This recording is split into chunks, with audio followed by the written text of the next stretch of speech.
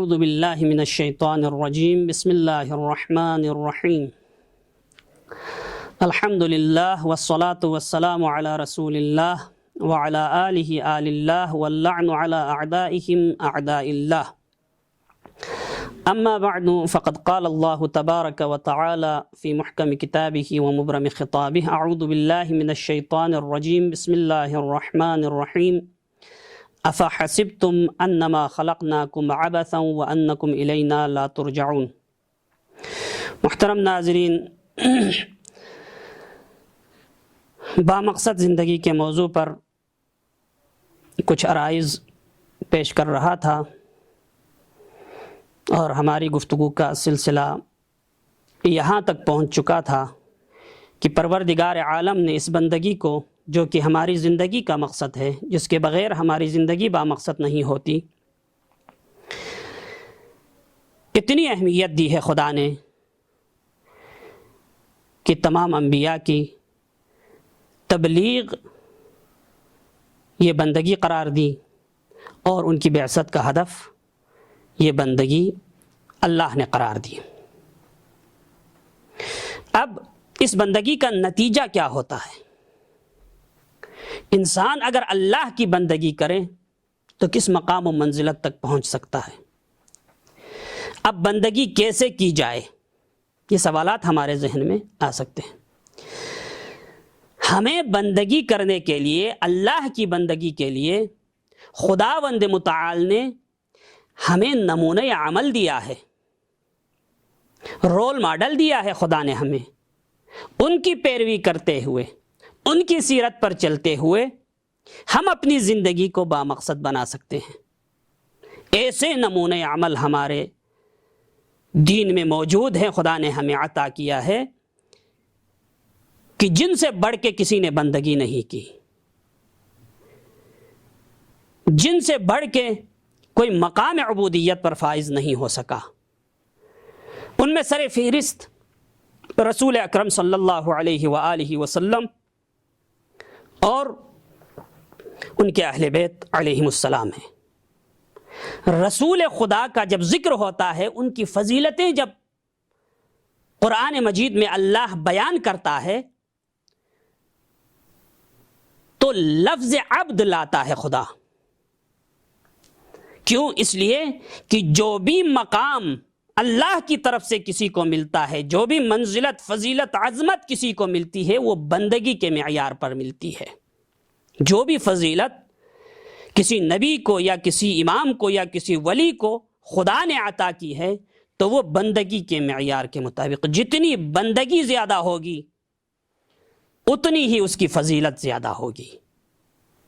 اب دیکھیے قرآن مجید فرقان حمید میں جب رسول اللہ کی معراج کا ذکر ہوتا ہے، سورہ مبارکہ اسراء کی پہلی آیت میں خدا یہ ارشاد فرما رہا ہے کہ سبحان الذی اسری بعبدہ، پاک و منزہ ہے وہ ذات جس نے راتوں رات اپنے بندے کو سیر کرائی من المسجد الحرام الی المسجد الاقصی، مسجد حرام سے مسجد اقصی تک کی۔ یہاں پر رسول خدا کو رسول کہہ کر اپنے رسول کو، اپنے نبی کو یا پیغمبر کا نام لے کر یہاں پر ذکر نہیں کیا، بلکہ خدا نے یہاں پر لفظ عبد لایا کہ سبحان الذی اسری بعبدہ، اپنے بندے کو آسمانوں کی سیر کرائی۔ تو یہاں پر لفظ عبد لانے کا کیا مقصد ہے؟ لفظ عبد لانے کا یہ مقصد ہے کہ اگر پیغمبر کو معراج ملی ہے، اگر ثم دنا فتدلی فکان قاب قوسین او ادنی کی منزل تک اگر رسول خدا پہنچے ہیں تو اس بندگی کی وجہ سے ہے۔ جتنا مقام رسول اللہ کو ملا ہے وہ بندگی کی وجہ سے ہے۔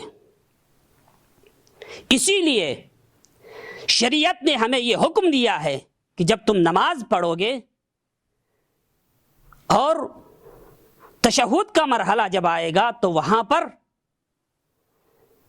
رسول اللہ کی رسالت کی گواہی سے پہلے ان کی بندگی کی گواہی دو۔ تشہد میں ہم کیا پڑھتے ہیں؟ وحدانیت کی، خدا کی وحدانیت کی گواہی دینے کے بعد ہم رسول اللہ کی جب رسالت کی گواہی دینے پر آتے ہیں تو وہاں پر کیا پڑھتے ہیں ہم؟ وَأَشْهَدُ أَنَّ مُحَمَّدًا عَبْدُهُ وَرَسُولُهُ۔ پہلے بندگی کا ذکر کرتے ہیں، عبودیت کا ذکر کرتے ہیں، ہم گواہی دیتے ہیں، میں گواہی دیتا ہوں کہ حضرت محمد صلی اللہ علیہ وآلہ وسلم اللہ کے بندے ہیں اور ان کے رسول ہیں اور اس کے رسول ہیں۔ یہ پہلے بندگی کی گواہی دینا اس بات پر دلالت کرتی ہے کہ اگر رسالت بھی ملی ہے، نبوت بھی ملی ہے، سید الانبیاء والمرسلین، خاتم النبیین اگر بنے ہیں تو اسی بندگی کی وجہ سے، زندگی کو بامقصد گزارنے کی وجہ سے، جس مقصد کے تحت پروردگار نے ہمیں خلق فرمایا تھا اسی مقصد کے تحت اپنی زندگی کو گزارنے کی وجہ سے پروردگار عالم نے یہ فضیلتیں انبیاء اور ائمہ اور اولیاء کو عطا کی۔ معیار بندگی ہے۔ رسول اللہ کے لیے لفظ عبد استعمال کیا معراج کے مرحلے میں۔ اگر معراج پر جانے کی یہ فضیلت رسول اللہ کو عطا ہوئی ہے تو بندگی کی وجہ سے۔ یہاں پر ایک نقطہ عرض کرتا چلوں کہ انسان اگر بندگی میں حقیقی اللہ کا بندہ بن جائے تو فرشتوں سے بھی آگے جا سکتا ہے۔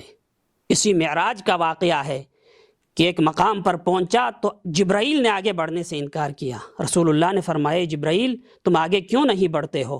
جبرائیل نے عرض کیا یا رسول اللہ ذرہ برابر بھی میں آگے بڑھا تو میں جل کر راکھ ہو جاؤں گا،